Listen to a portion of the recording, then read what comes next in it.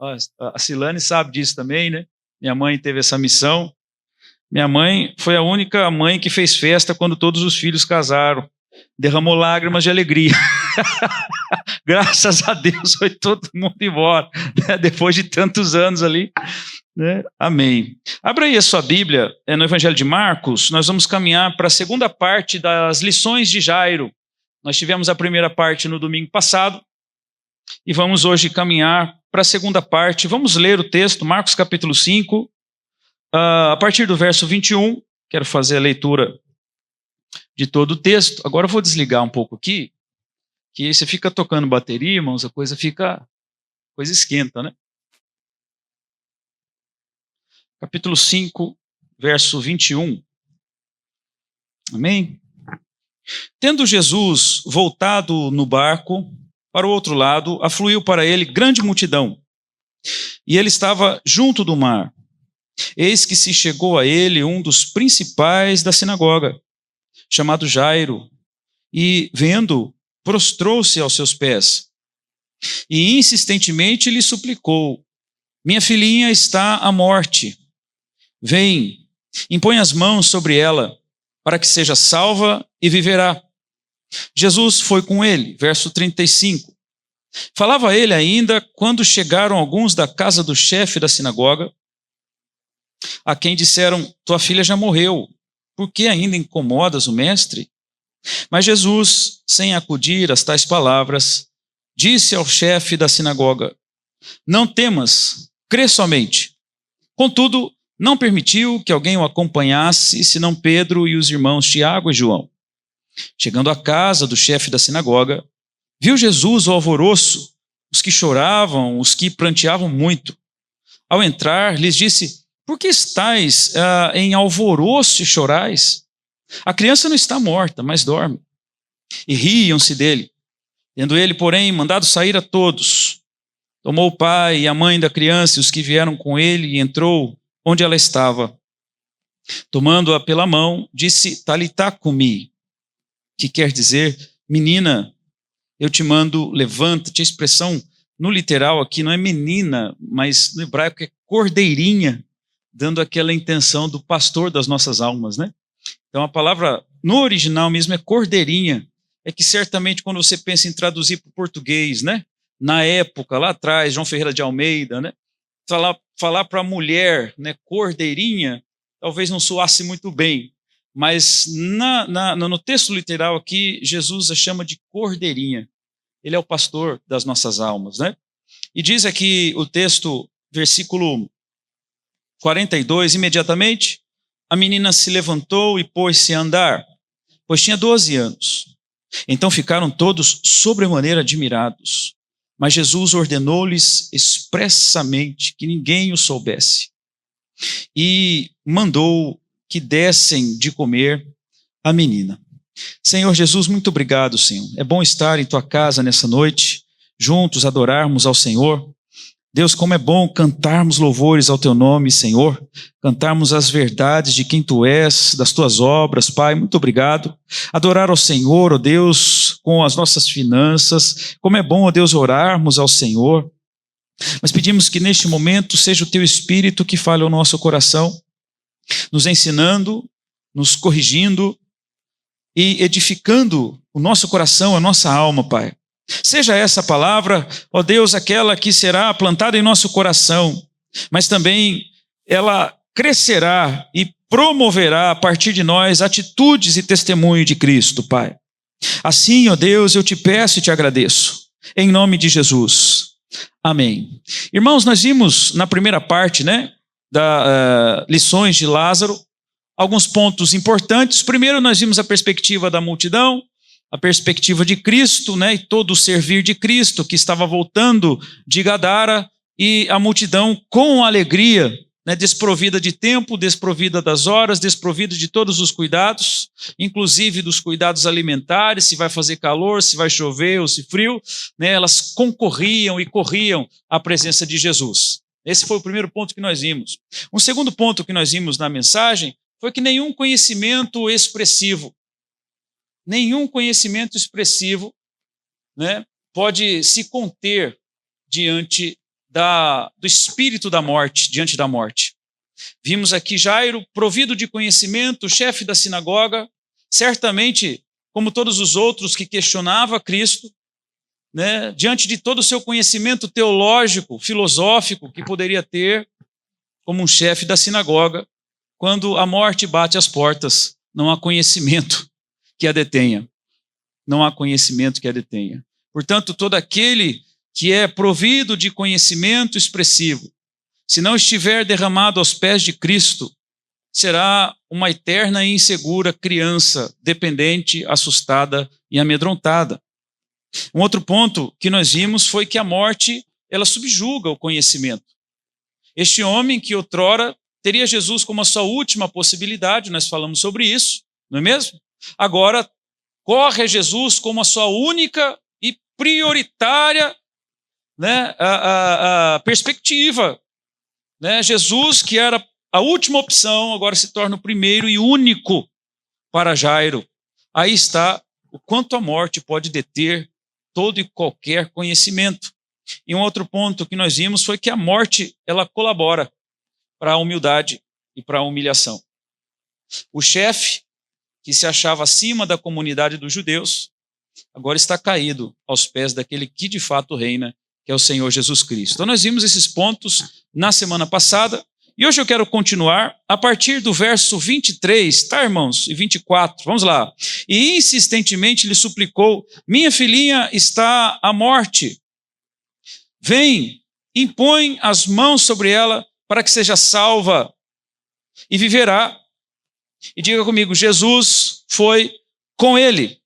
Diga aí: Jesus foi com ele.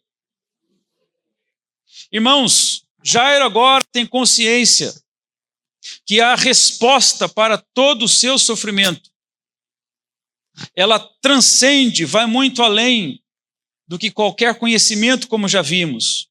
Mas a resposta para o seu sofrimento, a resposta da desolação da sua alma, só se pode achar e encontrar aos pés de Cristo Jesus, daquele que antes de chegar a Gadara dominou a tempestade, daquele que em Gadara dominou os principados, potestades e legiões de demônios, está agora diante de Jairo, disponível, pronto para ouvi-lo, para curar a sua alma e para salvar a sua família e a sua filha especificamente.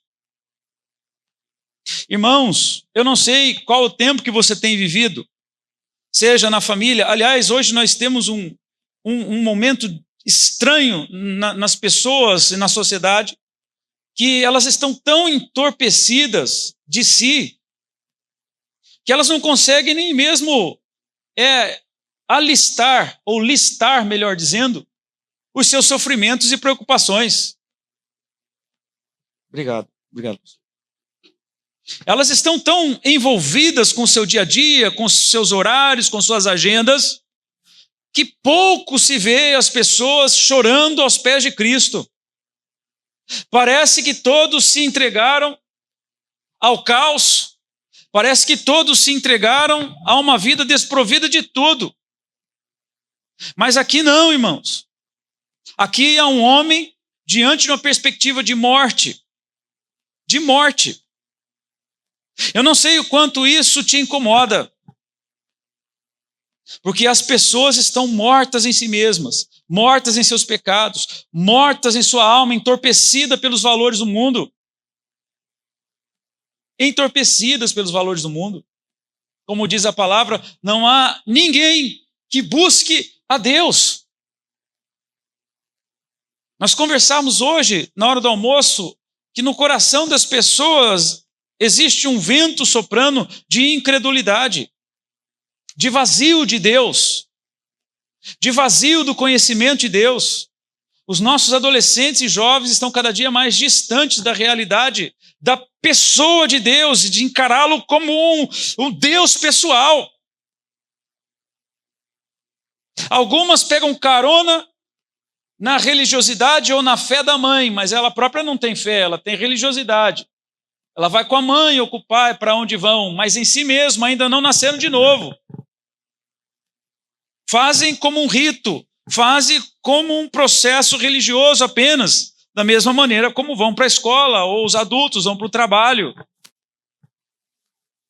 Mas quando a desgraça chega, quando o medo chega, quando a morte chega, irmãos, o desespero vem. O desespero vem.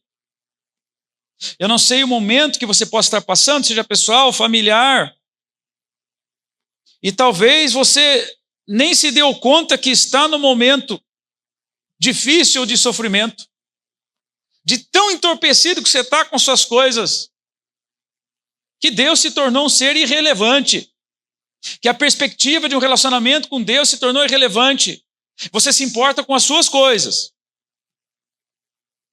Isso é um estado de morte, irmão.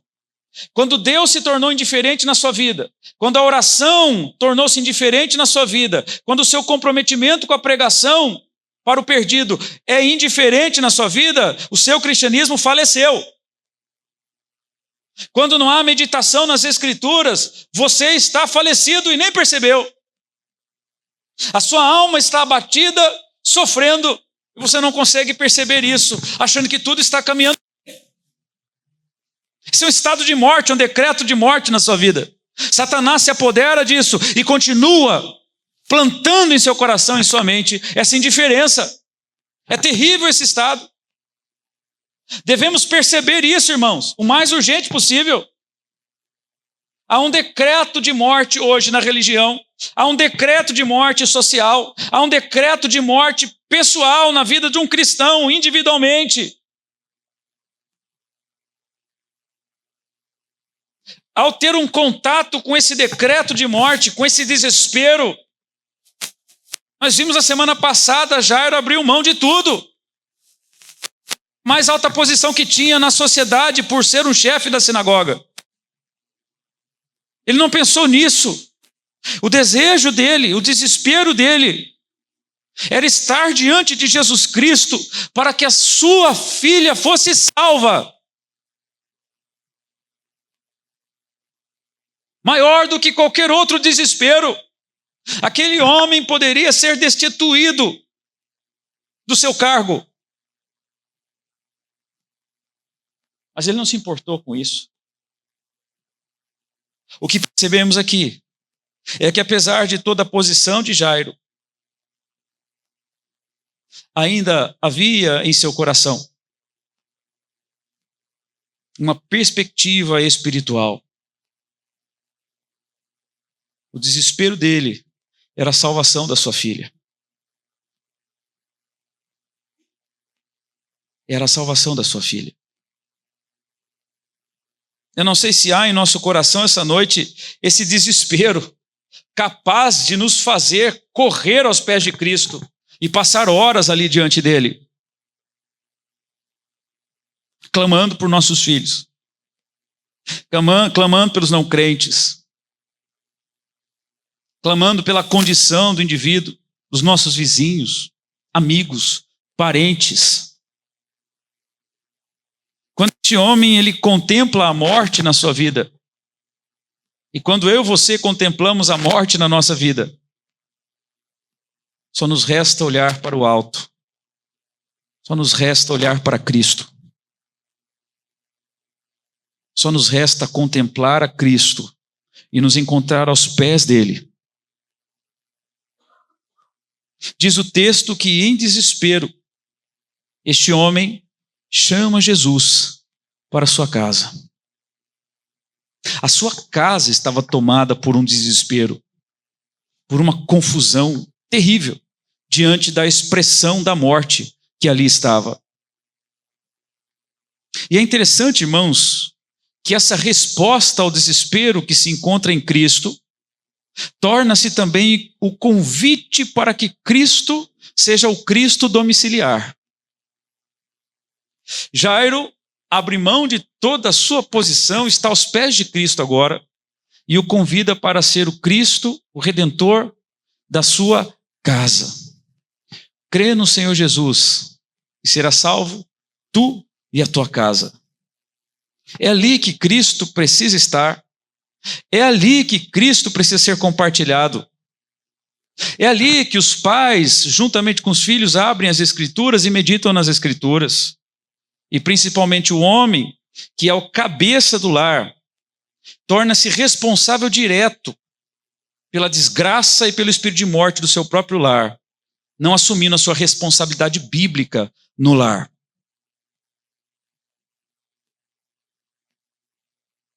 Quisera, irmãos, nós vivêssemos hoje um tempo em que os pais lutassem com todas as suas forças para apresentar os filhos a Cristo diariamente,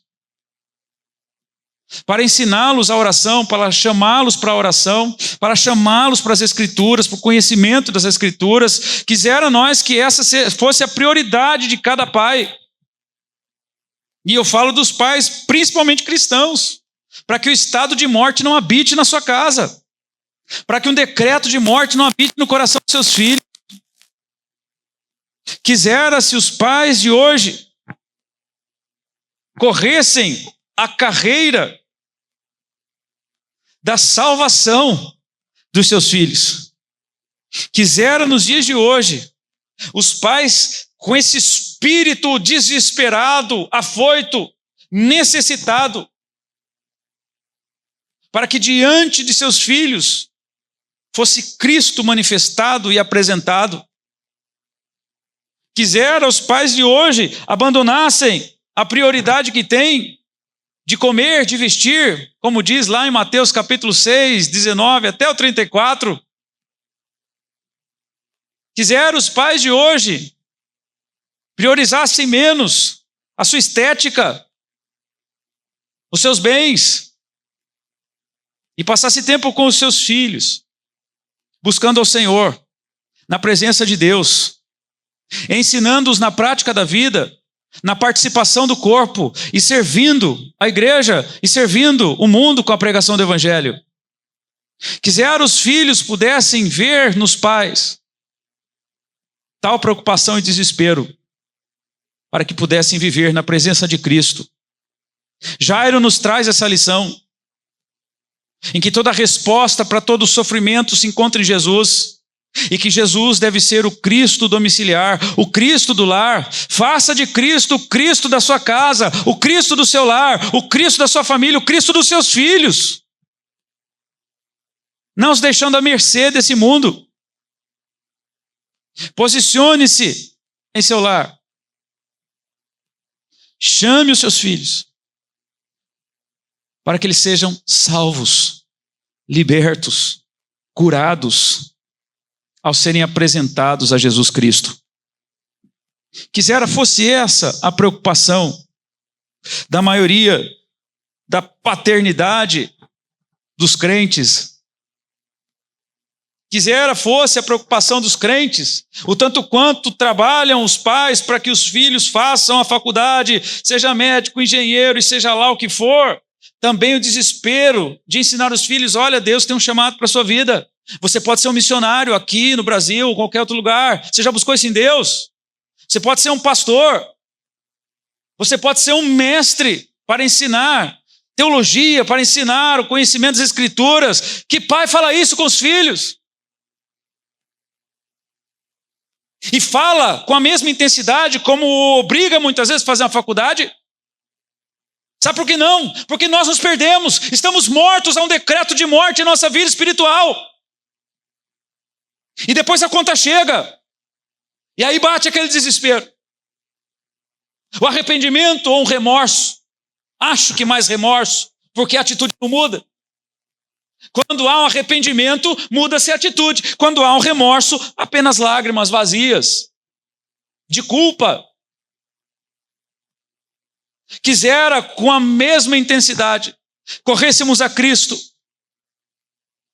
o trouxéssemos para o nosso lar, e disséssemos aos nossos filhos: olha, filho, Deus tem um chamado na sua vida. Apresente-se a Ele. Olha aqui, filho, como fez Samuel. Eis-me aqui, Senhor, fala que o teu servo ouve. Filho, abra os seus ouvidos para Cristo, que Ele quer te usar no ministério. Filho, você sabia que o Espírito Santo batiza com poder? Você sabia que o Espírito Santo traz dons ministeriais e espirituais? Você sabia que o Espírito Santo batiza com línguas estranhas, com interpretação, com dons? Isso é bíblico, isso é vivo, isso é poder do Espírito Santo. Você tem buscado, filho? Porque o papai fala, o papai tem isso daí. E deve ser buscado no Espírito. Filho, você sabia que o poder do Espírito Santo te influencia de tal forma, e uma forma irresistível, que você prega o Evangelho e você vê o pecador se arrependendo na presença de Deus, e é a maior alegria que você pode ter na sua vida, filho. Quisera vivêssemos esse tempo, mas há um decreto de morte sobre a igreja hoje.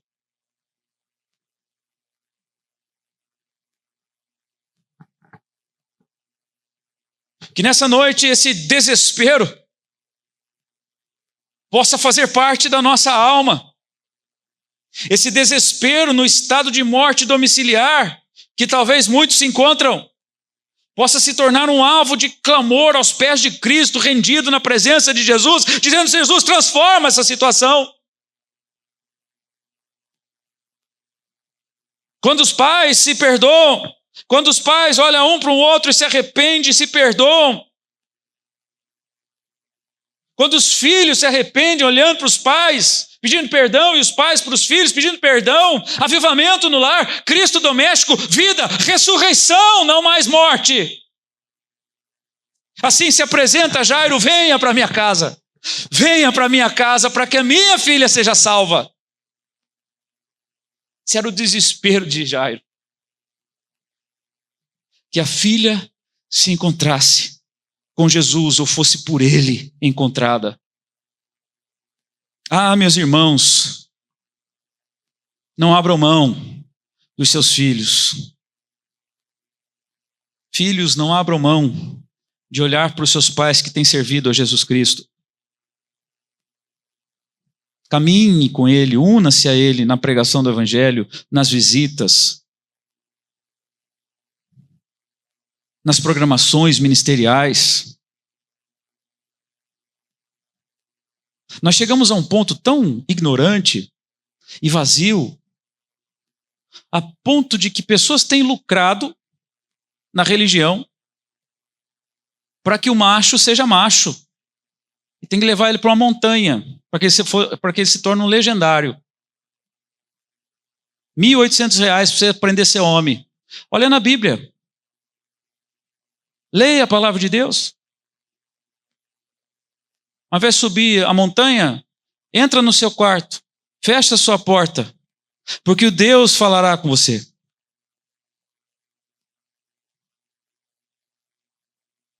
Nós chegamos a tal ponto de tamanho engano, de tão entorpecido, que muitas vezes os pais se encontram, os homens se encontram.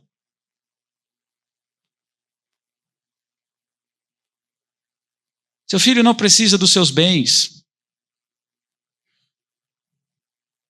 Ele necessita do Cristo a quem você serve. E nem que seja para se colocar numa posição tão constrangedora como a de Jairo, mas lute por eles. Tenha consciência de que há um sopro de morte espiritual em nossos dias, vindo sobre as famílias. Entenda, irmãos, e perceba o quão vazio pode estar o seu filho acerca de Cristo e da vida de Cristo.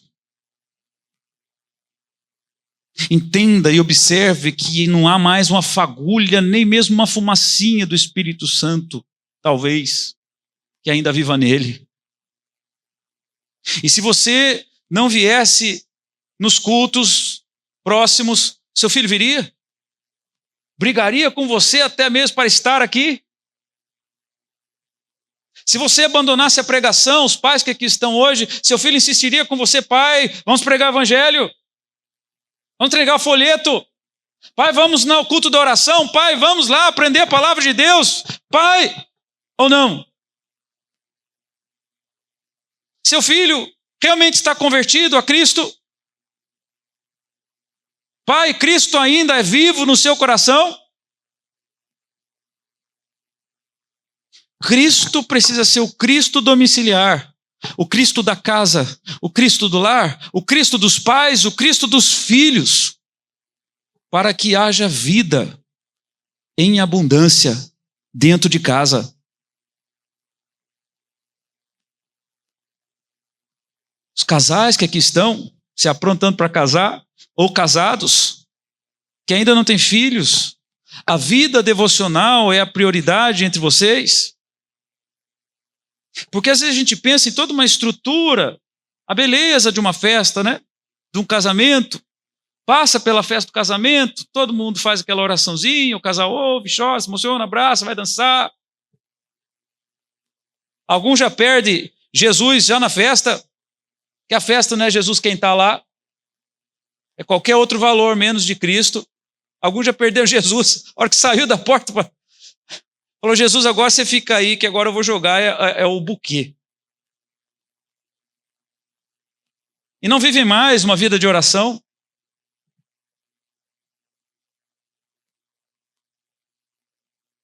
Não fazem planos para pregar o evangelho juntos,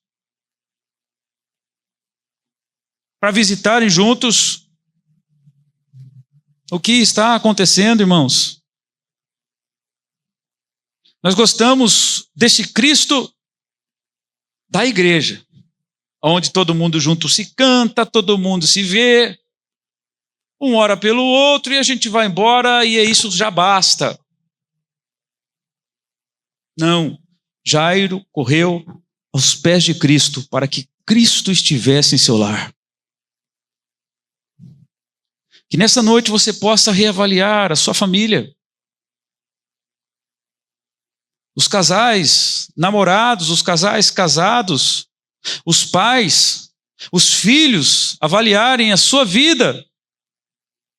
E se Cristo é domiciliar?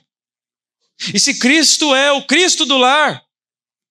Antes de ser o Cristo lá do mundo, onde você brilha como luz, se Cristo é o Cristo do lar, é o Cristo da casa, é o Cristo vivido, é o pão que se come, se nutre da palavra, nós estamos perdendo Cristo dentro da nossa própria casa. Pais por não lutarem por seus filhos. Filhos porque estão possessos da rede social. Possessos. Entenda isso como a furtividade de Satanás em relação à sua vida espiritual. E te prendeu e te agrilhonou nas redes sociais. Você é incapaz de copiar um texto bíblico, de meditar nele, de pregar para um aluno lá do lado da sua classe. É porque Satanás está dominando você por outros meios. Precisamos entender as coisas como elas são. E se há morte, então é hora da vida. E se há um entendimento, que brote o desespero, porque somente aos pés de Cristo. Não é somente o Cristo de quem ouço falar, mas o Cristo de quem experimento. Jairo ouviu falar de Cristo. Jairo estava lá com a sua filha em estado de morte. Ele tinha uma posição religiosa sobre todos, sobre tudo. Ele era o cara procurado. Ele era o cara do conselho religioso. Ele era o cara da instrução aos pobres, aos perdidos, aos aflitos, aos leigos. Mas ao saber, ao ouvir falar de Jesus, ele correu.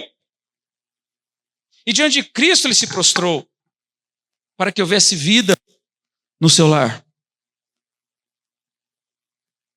E não mais o decreto de morte na vida de sua filha. E não mais uma perspectiva de morte na vida de sua filha. Bendito seja aqueles que despertam para isso.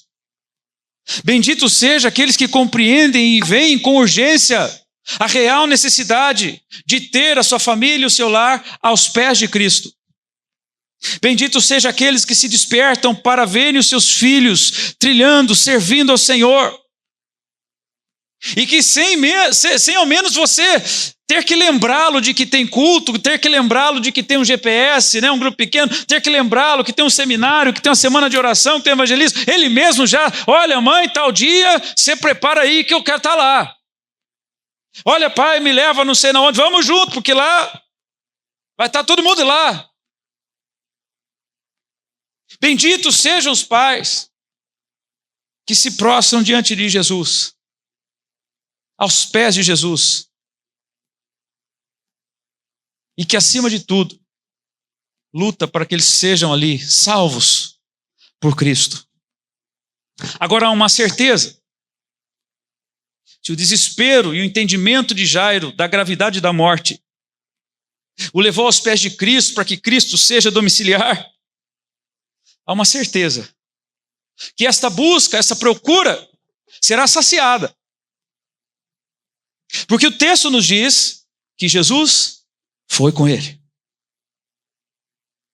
Note, irmãos, Jesus é Deus todo gentileza.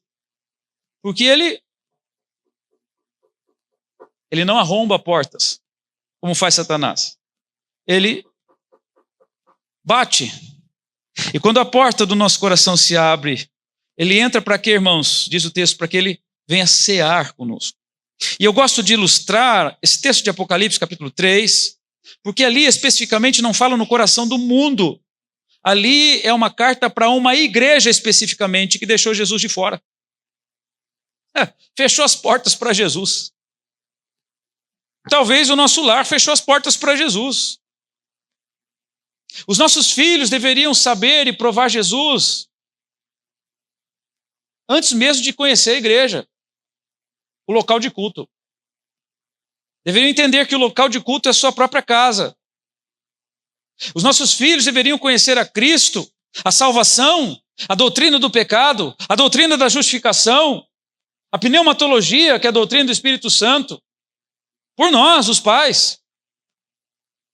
Deveríamos folhear as Escrituras ensinando-os a promessa do batismo no Espírito Santo, dos dons espirituais, ministeriais, do caráter que nos é moldado pelo fruto do Espírito. Deveria conhecer e saber e experimentar por nosso próprio testemunho. Por nosso próprio testemunho.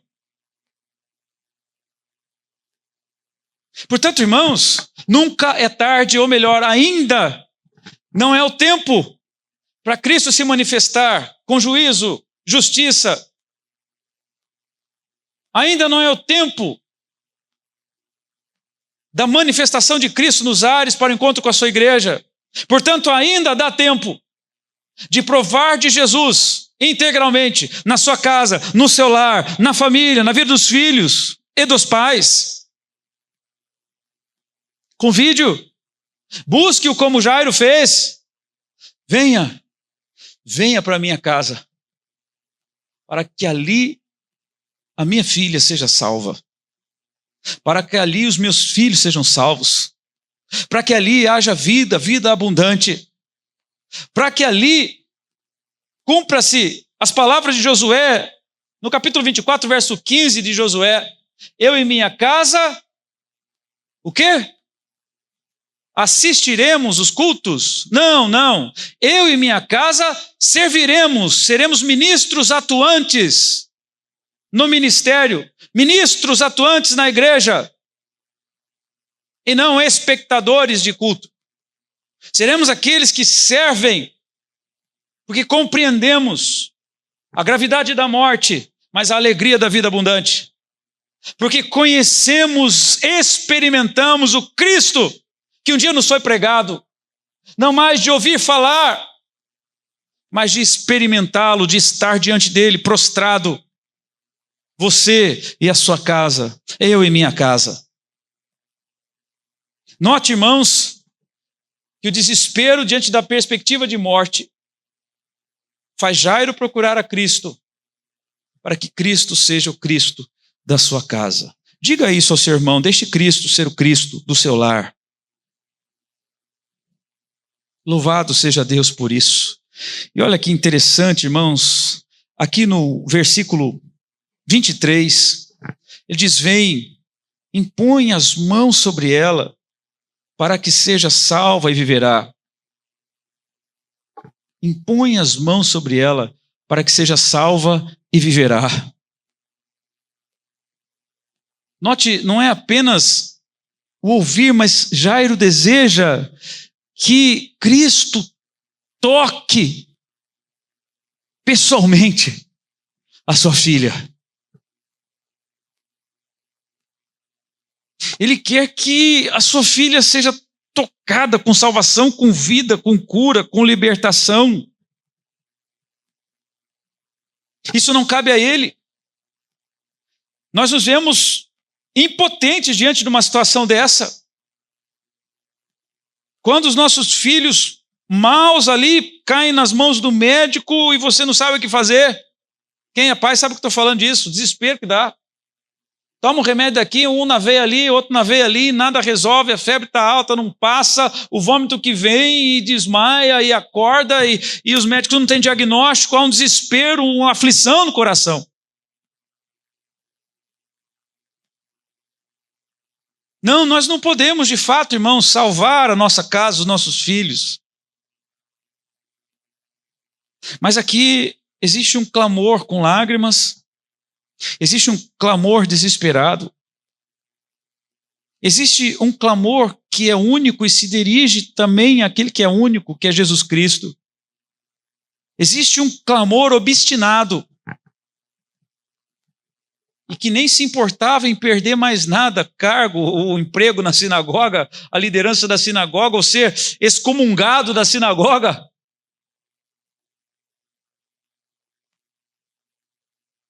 Agora, a única importância era a salvação. A filha ser tocada. Que possamos orar hoje. Senhor, toca os nossos filhos. Ou os filhos, Senhor, toque os meus pais. Toque os meus pais. Para que sejam avivados novamente. Estamos vivendo essa circunstância, Senhor. Tem sido difícil para os meus pais. Dá graça para nós passarmos por isso. Toque os meus pais.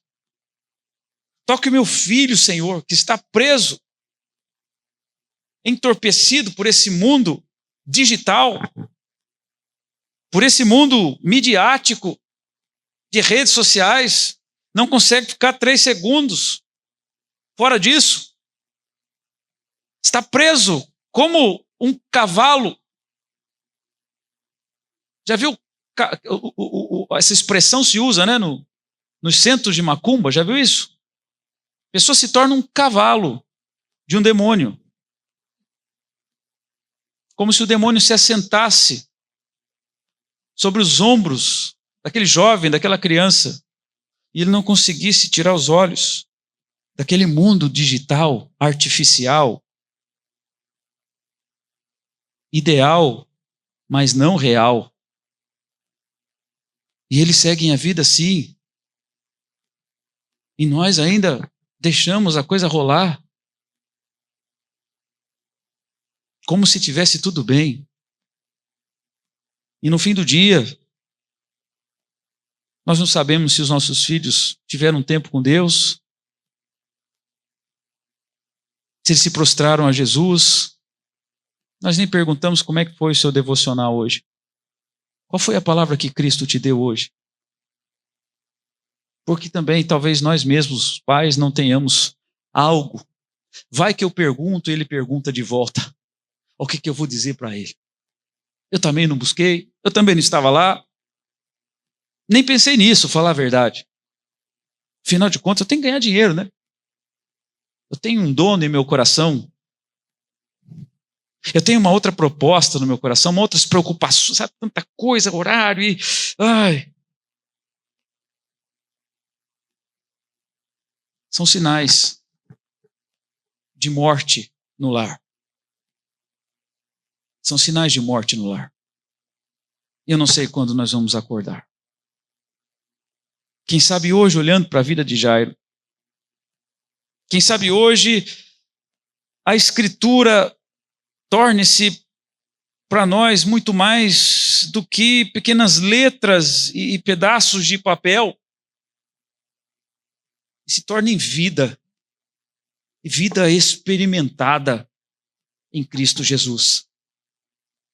a ponto de hoje, ao sair daqui, venhamos entrar num acordo com Cristo e com nossa família sobre como as coisas vão caminhar a partir de então, com os limites para as coisas.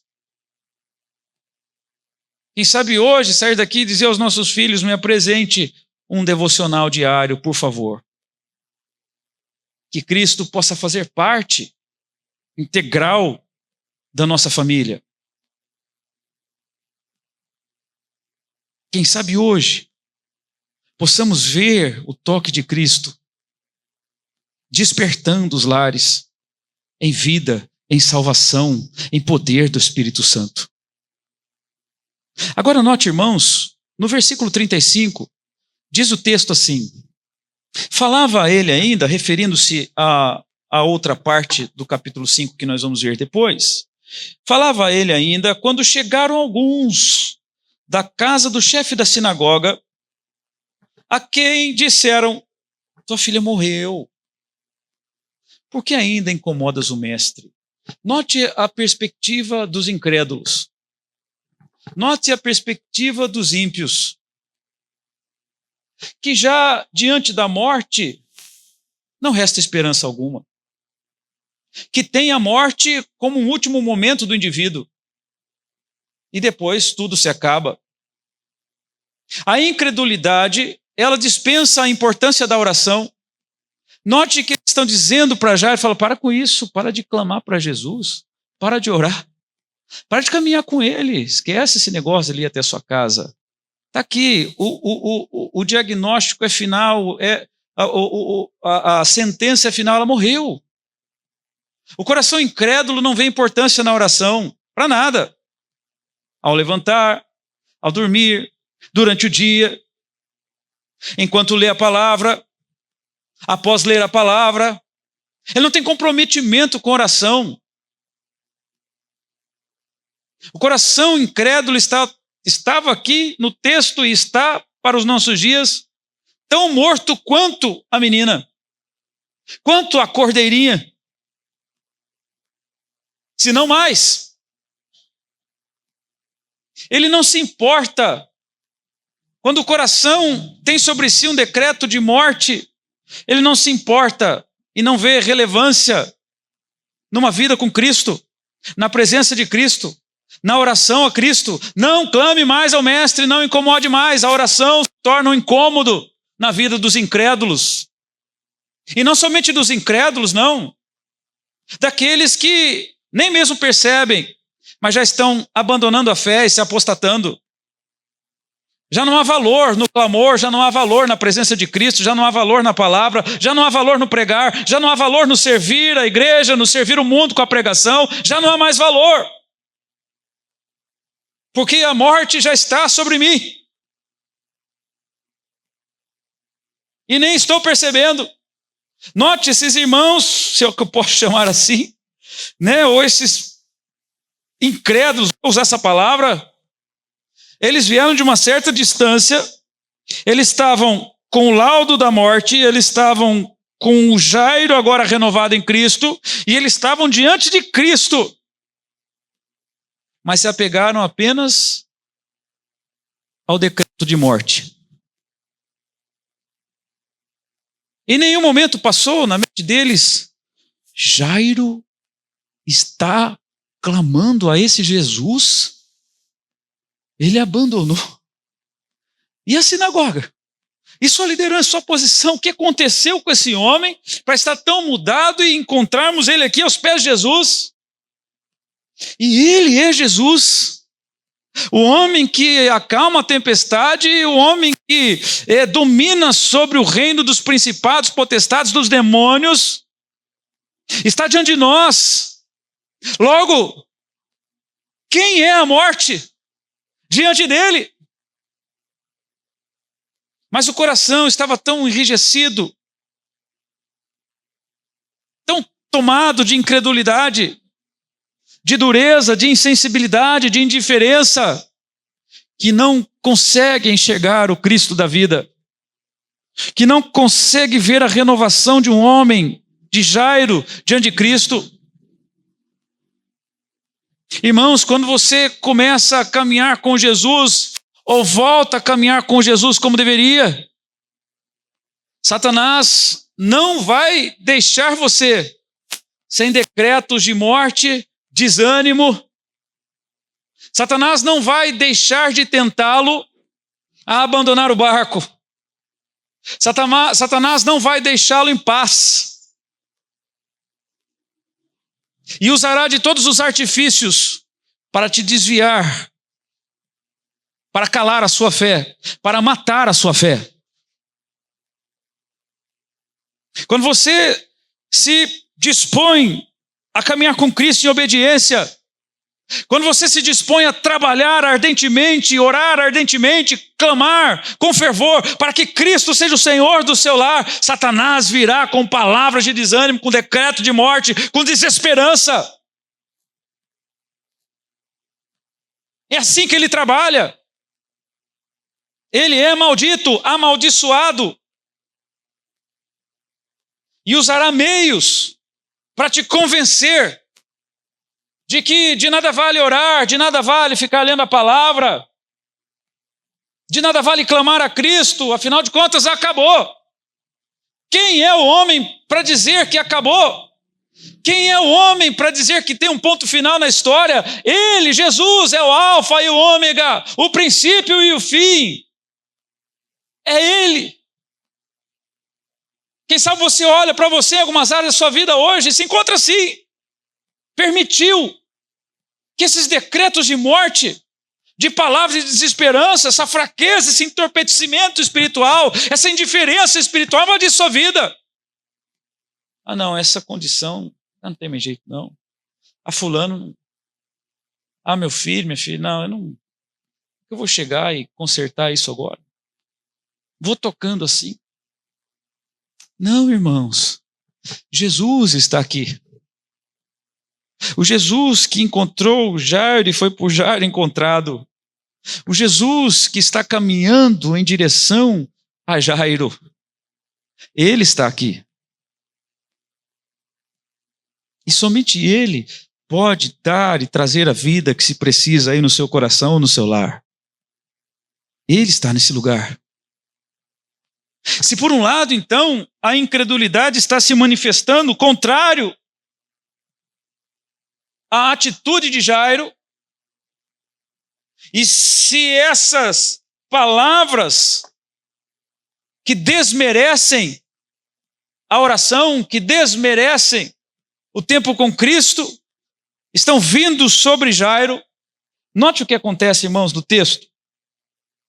Diz aqui, no versículo 36, mas Jesus, sem acudir às tais palavras, ou seja, Jesus não deu atenção para isso.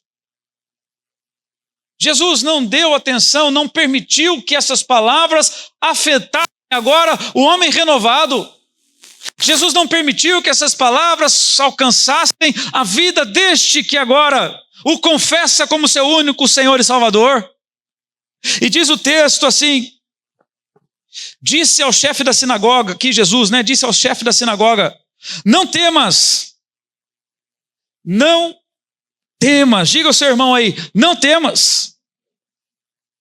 Certamente você já ouviu falar, e de fato, provavelmente essa palavra se encontra 366 vezes na Bíblia, incluindo o ano bissexto, que tem um dia a mais, Normalmente 365, Mas essa palavra se encontra 366 vezes. Para cada dia que você desperta, o Senhor te diz, não temas. Aqui a palavra é meifobeu no grego. Meifobeu, fobeu de fobia. Não se afobe. Não se afobe, não se desespere. Diante das dificuldades, do peso da vida, das palavras que as pessoas podem lançar, das tentações de Satanás. Note, irmãos, diz o Senhor Jesus, não se afobe, não se desespere. E o que ele diz depois? Creia somente, ou crê somente. É interessante essas duas palavras. Pistel monon. É um pouco mais forte do que somente ou crer somente. Aqui Jesus está chamando atenção para que Jairo se apegue a uma única fé. A palavra monon é único, de mono.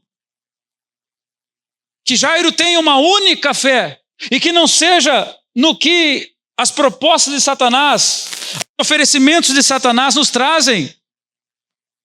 Jesus está chamando a atenção de Jairo, dizendo: não relative. Está dizendo: olha, não se entregue às tentações.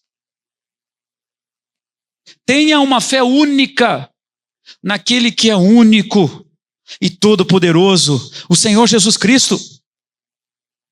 Note, irmãos, que aos pés de Cristo, e nesta luta para que Cristo então seja o Cristo do nosso lar, Satanás virá sem misericórdia. Satanás virá por todos os meios desanimar, fazer você desistir. Mas lembre-se que as palavras de Cristo não se aplicam somente na vida de Jairo, mas se aplicam na minha vida e na sua vida. Não temas, não temas, creia somente. Tenha uma única fé. Não tenha uma fé sincrética. Não tenha uma fé misturada. Um pouco desse, um pouco daquele, um pouco daquilo, um pouco desse. Não tenha uma fé ecumênica. Isso é terrível aos olhos de Deus. Ou Cristo é Senhor, ou Ele não é na sua vida. Ou é a palavra dele que vale, ou as outras. Tem gente que no desespero pega um pouco de tudo. Ele ajoelha diante de um santo, ele pega um patuá, ele vai lá ler a mão. Pegadinha, mas... Ele vai nos centros aí espíritas da vida. Ele procura os TJ, recebe até os TJ em casa, misericórdia.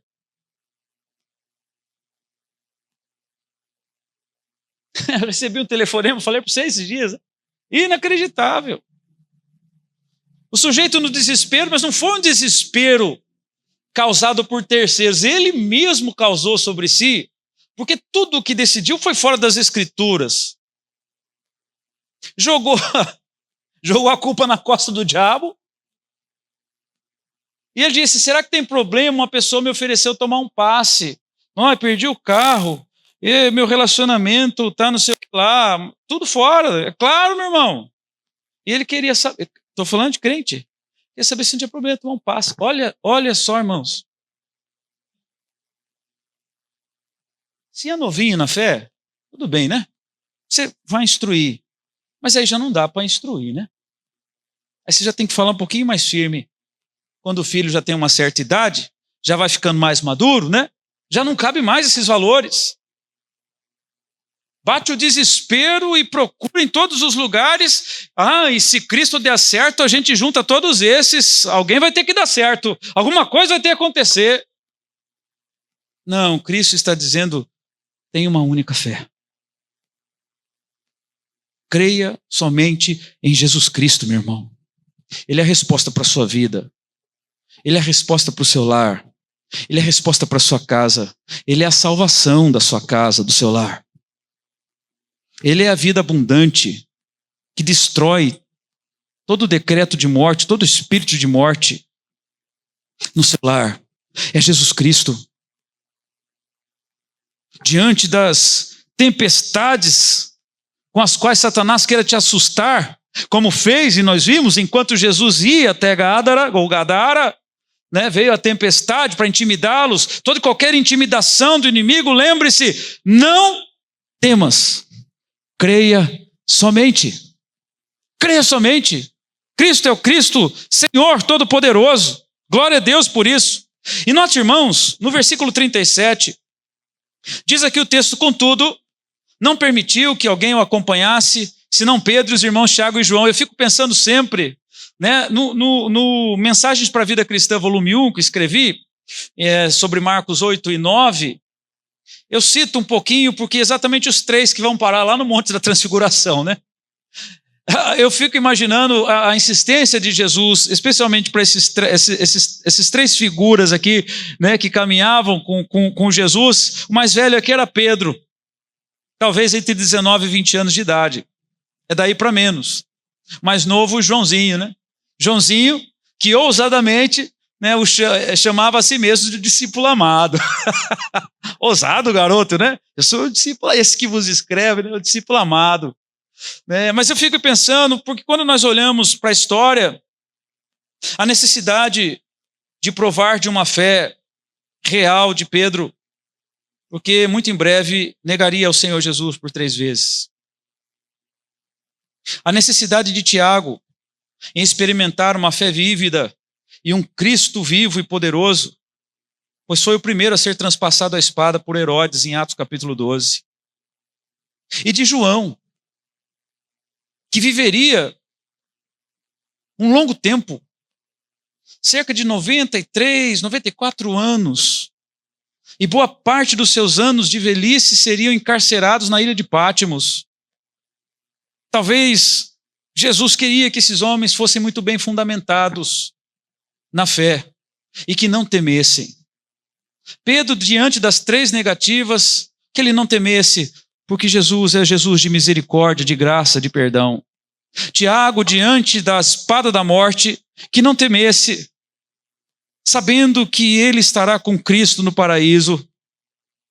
João, diante da perspectiva de tanto sofrimento na velhice, encarcerado na ilha de Pátimos, não temesse, porque Jesus estaria com ele ali no cárcere. E não somente estaria com ele, mas como se manifestaria ele de maneira plena e gloriosa, com os olhos como fogo, com uma espada que saía pela sua boca, em poder e glória. Esses homens receberiam aqui uma lição de fé. E só de observar a vida do próprio Jairo, certamente comunicou muita coisa no coração desses 3 homens. E note, irmãos, como esses homens já entendem que caminhando com Cristo não tem mais direito de escolha. Caminhando com Cristo simplesmente o seguem em obediência. Caminhando com Cristo se colocam debaixo de Cristo, da ordenança de Cristo. E se Cristo diz, venham comigo, eles vão sem questionar. Teriam uma grande lição de fé nesse dia. E diz aqui o texto, irmãos, que, versículo 38, chegando à casa do chefe da sinagoga, viu Jesus o alvoroço. O alvoroço. É preciso que vocês entendam que os ofícios fúnebres dessa época, eram acompanhados com gente tocando pífaro, gente tocando flauta. Flauta é bom, hein? Flauta, essa doeu, desafinou essa flauta aí, né? Gente tocando flauta, tamborzinho batendo, era um ofício fúnebre com pessoas cantando e pessoas que eram até mesmo pagas para chorar. Havia uma confusão no ambiente, e todo ambiente em que se faz presente a incredulidade é confuso. Todo lar onde Cristo não está presente, todo lar onde Cristo foi convidado a se retirar, torna-se uma confusão. São capazes de cantar e de se alegrar, ou enfim, de chorar tudo junto, ninguém entende nada do ambiente. A casa fica desguarnecida, a casa fica sem fundamento, a casa fica confusa, a casa está imersa no pecado, a casa, o lar está distante de Cristo, a confusão. É uma questão de tempo quando um casal ou uma família se distancia de Cristo, para que a morte chegue ali, seja ela física e espiritual. É uma questão de tempo quando um casal se divorcia de Cristo, rapidamente chega o divórcio neles. É uma questão de tempo quando uma família se divorcia de Cristo, rapidamente os filhos começam a dissipar e se tornarem escravos do mundo. É rápido. A confusão no ambiente de incredulidade. Jesus chega ali e há um alvoroço. Eu fico imaginando pessoas, alguns cantando, outros chorando, outros falando qualquer outra coisa, alguns rindo, um ambiente totalmente confuso. E note aqui, irmãos, que diz assim: viu Jesus o alvoroço, os que choravam, os que pranteavam muito, e ao entrar lhes disse: por que estáis em alvoroço e chorais? Porque a incredulidade não concebe e não compreende o estado de morte. Porque a morte, para o ímpio, para o incrédulo, para o desprovido de Cristo, ela é assustadora, ela traz confusão, ela traz um luto quase que eterno. Porque Cristo não foi convidado para preencher esses corações. Cristo está questionando exatamente o estado da alma deles. Afinal de contas, por que esse alvoroço? Cristo está no ambiente. Por que esta confusão? Cristo chegou. E note, diz aqui, Jesus chega e diz assim: olha, a criança não está morta, ela dorme. Note a perspectiva acerca da morte no coração de um incrédulo, no coração de uma pessoa que está indiferente a Cristo, de um desviado. A perspectiva desses é coisa. Parece que tudo terminou ali. Mas diante do Senhor de toda a vida, diante daquele que venceu a morte, ela apenas descansa, aguardando ouvir o chamado de Cristo. No coração dos ímpios, faz-nos lembrar de 1 Coríntios capítulo 15, verso 19. Se nós esperamos em Cristo apenas nessa vida, nós somos os mais miseráveis dos homens, diz o apóstolo Paulo.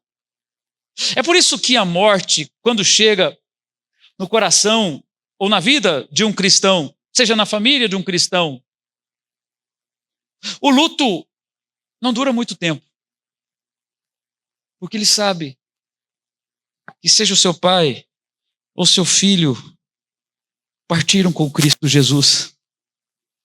E quando a morte chega para ele próprio, ele não tem medo.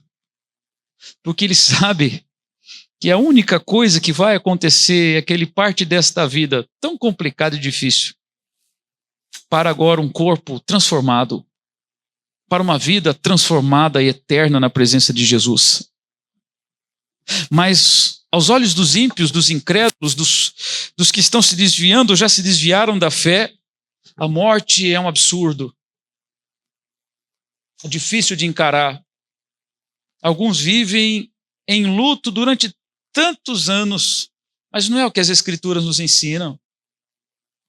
Paulo, quando fala lá em 1 Tessalonicenses 4, do 13 ao 18, ele encerra dizendo: olha, irmãos, essas coisas estou escrevendo para que vocês não fiquem tristes acerca da morte e da esperança que nós temos por causa de Jesus Cristo, porque Ele é o Senhor de toda a vida, porque Ele venceu a morte. E se a morte é capaz de subjugar o homem, o vil pecador, mas a morte é subjugada por Cristo, é vencida por Cristo Jesus. Em Apocalipse capítulo 20, diz que a morte e o inferno serão lançados no lago de fogo eternamente. A morte não pode assombrar aquele que é o Senhor da vida. E lá está Jesus Cristo. Então diz o texto aqui: a criança não está morta, mas dorme, e riam-se dele. Aqui você vê a diferença de perspectiva da incredulidade. Tendo ele, porém, mandado sair a todos, tomou o pai e a mãe da criança e os que vieram com ele e entrou onde ela estava. O lugar onde Cristo habita. A incredulidade não perdura. O lugar onde Cristo habita fica inviável para a incredulidade. Todos ou tudo aquilo que era incredulidade, todo resquício de incredulidade foi retirado, porque aquele ambiente agora é santificado. Porque naquele ambiente agora habita Cristo, porque na casa de Jairo chegou a salvação, já não resta mais lugar algum para a incredulidade. Que nessa noite Jesus, seja o centro da sua casa, da sua família, da sua vida, da vida dos seus filhos.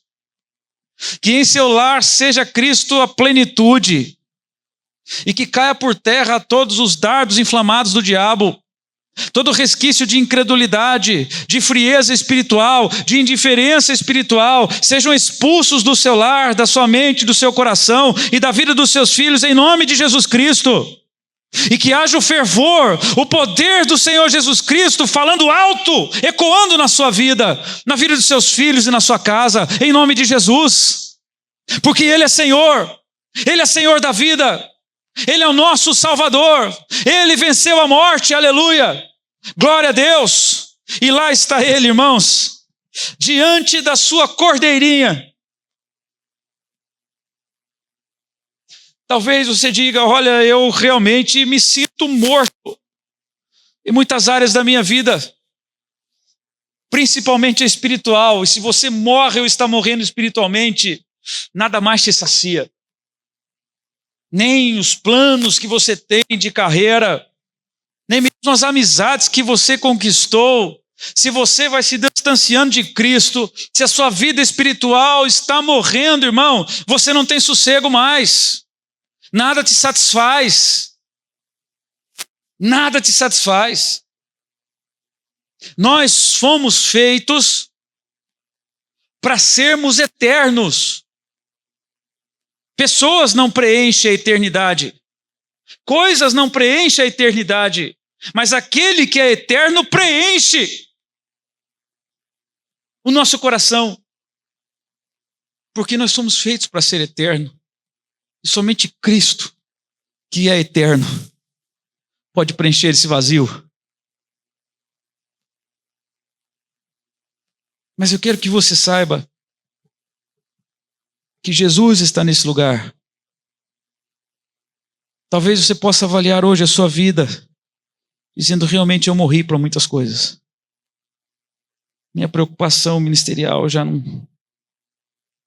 eu não tenho mais vontade alguma de orar, não vejo propósito mais isso, como os incrédulos ali, né? O que vale a oração? Para de clamar. Eu não consigo ficar um tempo na presença de Deus, meditar nas Escrituras. Eu não gosto de ler. Pois é, irmão, mas o crente tem que ler. Porque não é o que eu quero. É o que Jesus manda. Meditar nas Escrituras. E talvez você se veja hoje assim. Parece que você não consegue caminhar em santidade de vida. Na alegria da oração, na alegria do servir, na alegria de pregar o evangelho, na alegria de aprender as Escrituras.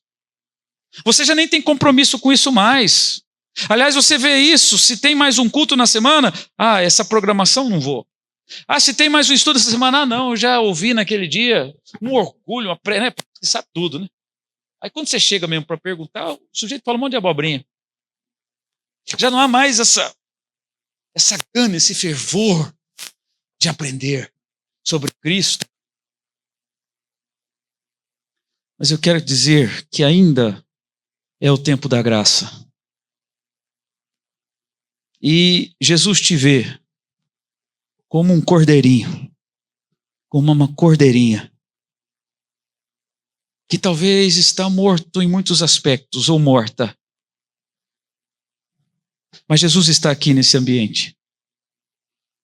Jesus hoje te vê, ainda nesse período da graça que vivemos, como um cordeirinho, uma cordeirinha, que por Ele pode ressurgir. A beleza desse texto nos confere algo precioso. Que mesmo que o indivíduo esteja morto no corpo, enterrado, ou mesmo que esteja morto na vida espiritual, Deus não tirou dos mortos a capacidade de ouvir o seu comando. Ezequiel 37, disse o Senhor a Ezequiel: profetiza, filho do homem. E quando ele profetiza diante do Senhor, os ossos ressurgem, ganham vida, carne, nervos, e o Senhor sopra o seu espírito, e aí há um exército vivo, poderoso. O Senhor confere aos mortos a capacidade de ouvi-lo. Diz o texto em 1 Tessalonicenses 4, 13 a 18, que no último dia se ouvirá o bradar do arcanjo e a trombeta que será soada. E o que acontecerá com os mortos, irmãos? Ressuscitarão. Quem sabe hoje seja o dia de ressurgir em lugares que você está morto, em aspectos da vida cristã que você está morrendo, porque Jesus está aqui para te chamar para a vida, para se levantar. Talvez você se veja caído, deitado, rendido em sua vida espiritual, familiar, nos relacionamentos pessoais. Talvez você se encontre ali rendido, sem esperança alguma. Jesus olha para você, e aqui já não há ambiente de incredulidade, mas há o poder de Jesus. Ele diz: Talitá cumi, cordeirinha, o cordeirinho, levante-se, desperte-se novamente, desperte-se para a oração de novo, desperte para a vida cristã outra vez, desperte para o servir, desperte-se para o pregar, desperte-se para meditar na palavra de Deus, desperte para os dons espirituais, desperte para os dons ministeriais. Levanta, cordeirinhos! Essa é a voz que Cristo nos faz ouvir nessa noite. Essa é a voz que chega ao nosso coração, como chegou ao coração desta pequenina cordeirinha, como se apresentou diante de Jairo, impedindo que ele fosse tragado por toda a incredulidade. Jesus está aqui nessa noite.